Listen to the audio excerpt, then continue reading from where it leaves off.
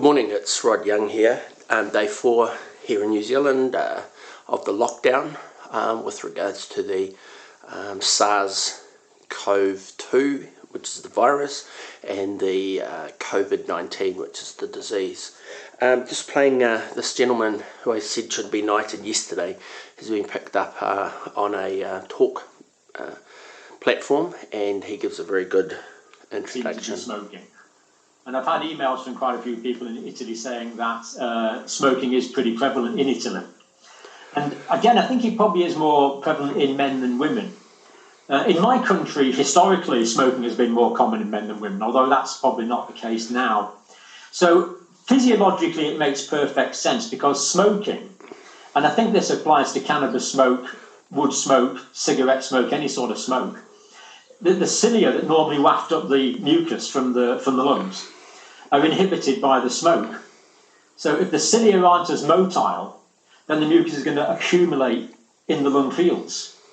And that's going to reduce the clearance of the virus, which means the virus has got more time to hang around in the lower respiratory tract, making it more likely the virus is going to infect these susceptible cells in the lower respiratory tract with the ACE2 receptors.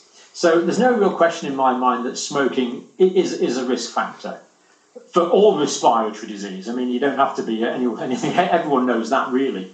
And right. Specifically for this virus, though, it does seem to be a particular risk factor. And maybe while we're on that, maybe we can talk about how this actually attacks you, because it goes into the respiratory tracts and it ends up in pneumonia, which ends up in lungs not functioning and death. Is that right? Yeah. So what happens is that the virus goes into the lower respiratory tract, and it'll cause, in the cells of the lower respiratory tract, it will get into those cells. And the reason it gets into those cells is that is the only place in the whole wide world that I know of that the virus can reproduce. So the virus can only reproduce in specific human cells that have this ACE2 receptor on their surface. Now, there probably are other cells with ACE2 receptors within the body, but of course, the virus isn't going to access those initially because you breathe it into your lungs. So the virus gets into these cells in the lower respiratory tract. In those cells, it multiplies. Now, viruses are absolute scallywags. What they do is they hijack the cell's own genetic apparatus that the cell normally uses to synthesize its own proteins, and forces the cell to produce new viral proteins. These are then constructed into new viral particles with new RNA in them, and these then bud from the surface of the infected cell, probably thousands of them from an infected cell. And because these cells are lining the respiratory passages, these viruses go into the respiratory passages, into the mucus. Then, of course, you breathe, you cough, you sneeze, and they come from the mucus out into the air, and we get this droplet infection effect. And that can go directly from person to person, which is why we want 2 meters distance. Or it can, if I'm an infected person, for example, and I cough onto a surface, you then touch that surface, the virus goes onto your hands, then the virus can go into your mucous membranes in your mouth, your nose, or your eyes, and infect you that way, because from your eyes, your mouth, or your nose, it will go down into the respiratory tract from there. Now, once it's in there, what happens is the viruses in the cells actually change the biochemistry of the cell, and viral proteins are shed or excreted, if you like, onto the surface of the infected cell. Now, as a result of that, the specialized immune cells called T killer cells, or NK, natural killer cells. They've got a great name. They're just natural killers. And these kill the infected cells. But of course, when they're killing the infected cells, they're causing quite a lot of inflammation at the same time.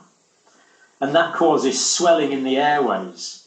But it's quite a clever strategy because it kills a lot of the viruses. So the analogy I used to use with my students is it's like throwing a hand grenade into a room full of terrorists. You take out the room, but you take out all the terrorists in the room as well. So these natural killer cells, by killing the virally infected respiratory lining, the respiratory epithelial cell, kill a whole load of viruses, but then they leave inflammation. And that inflammation causes swelling. So the airways can swell, And if the airways swell, they kind of squeeze in the way. So that means you've got less space through which the air can go, so people can feel quite short of breath. And often people do feel short of breath with this illness, but that doesn't necessarily mean they're going to develop severe complications. So the severe complications, the people that become critical, what happens is the virus actually gets down into the very bottom of the air sacs, the alveoli, these microscopic air sacs where the oxygen gets in and the carbon dioxide gets out. And they cause inflammation in there. And that inflammation causes the production of fluid which seeps into the alveoli. So instead of having an air sac which is hollow and full of nice fresh air that you've just breathed in, it's full of inflammatory fluids.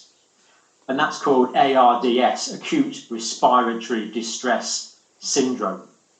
So a lot of these patients that are critical get acute respiratory distress syndrome. That's the inflammatory effect of the virus.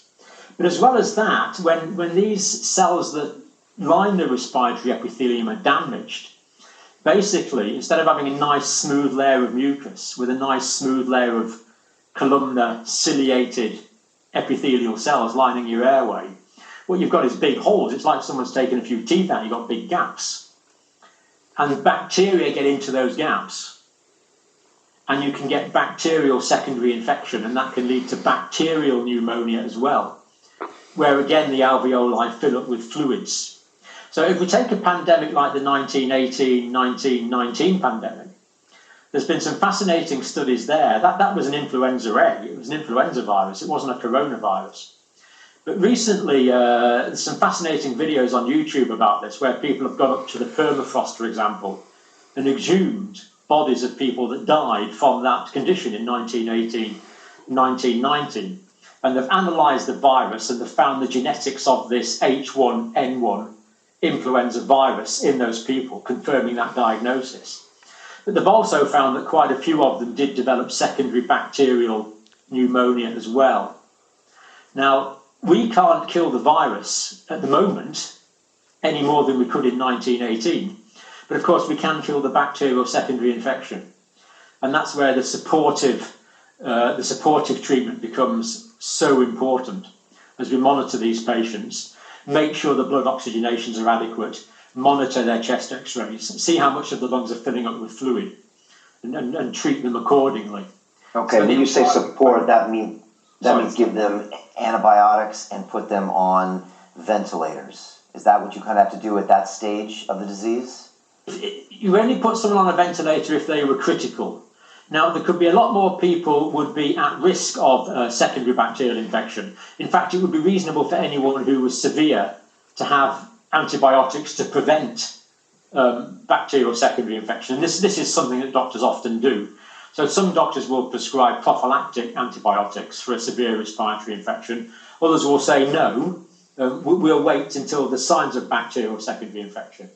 And we do know that because we can tell that from blood tests, whether there's bacteria present. So personally, I would prefer to wait because I don't like giving out too many unnecessary antibiotics. But we could treat those infections very effectively, but then, of course, they would have no effect on the virus itself. The ventilation is if we need to... What happens with the ventilation is that there's fluid collecting in these air sacs, the alveoli. And what you need to do is keep a constant pressure in the alveoli so that the fluids are pushed back into the blood. So you keep some fresh air in the alveoli. And with ventilation, what you can do is leave positive end pressure in the alveoli when someone's breathed out. You can control the pressures as the air goes in and out of the lungs quite precisely. And you can maintain oxygenation of the blood by keeping the fluid out of the alveoli for a period of time. Then you do that for a period of time, and what you hope is that the body's immune system will develop, the body's own natural immunity will then get rid of the virus.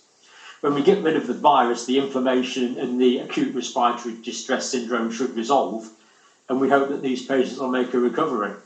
Okay, but we need enough ventilators to do that, and that seems to be the bottleneck everyone's talking about, because...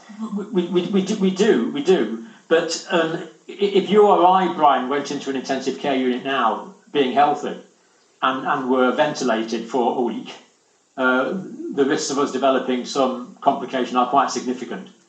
ventilation is not a casual procedure. It's associated with a quite significant risks of its own. It's very much a last resort. And you're right, we need ventilators. But when someone's on a ventilator, you need an ITU nurse who's experienced with ventilators looking after them. You need ideally an intensivist to look after the patient's biochemistry. You ideally need an anaesthetist to look after the patient's oxygenation and airway. So for ventilation, for example, someone would either need an endotracheal tube or a tracheostomy tube to be able to breathe into their lungs. To tolerate that, you would need sedation. Very often you need muscle relaxation so the patient's muscles aren't fighting the ventilator. And for that you need syringe drivers, you need the right beds, you just need a whole host. It's the whole host of really quite complicated care as well as the ventilator. So you're right, we haven't got enough ventilators, but we actually need more than ventilators. We need a lot of drugs, we need a lot of syringe drivers, we need a lot of specialist nurses and doctors. So I'll just leave it there, and as I said, that gives a really good synopsis of the challenge. I'll do another video and pick up on his other channel some more interesting information. Thank you. Rod Younghout here, South Waikato.